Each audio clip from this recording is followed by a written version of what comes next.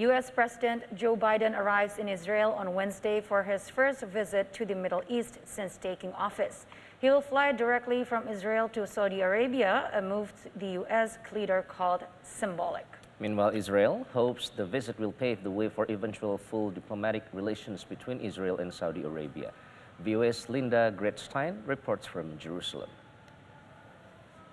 Israel would love to hear President Joe Biden announce diplomatic relations between Israel and Saudi Arabia during his upcoming visit to the Middle East.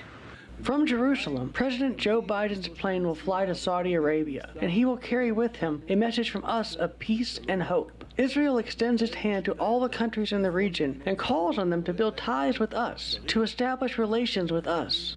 Israeli analysts say that while diplomatic relations are not likely to happen now, Saudi Crown Prince Mohammed bin Salman is gradually moving in that direction, along with other reforms. He knows that Saudi Arabia is going to no longer be able to finance its whole country based on oil, and that is on the horizon. And therefore they need to modernize, and the country that is most successful in the region at doing that and is a natural economic partner is Israel. And equally strategically, the only country that's proved able to contain Iran in Syria and in the region is Israel, and the Saudis respect that. President Biden is expected to announce a regional defense group, including Israel and Saudi Arabia, building on recent summit meetings between Israel and its regional Arab partners. The Palestinians will not be invited to join these regional alliances, which they have vehemently opposed.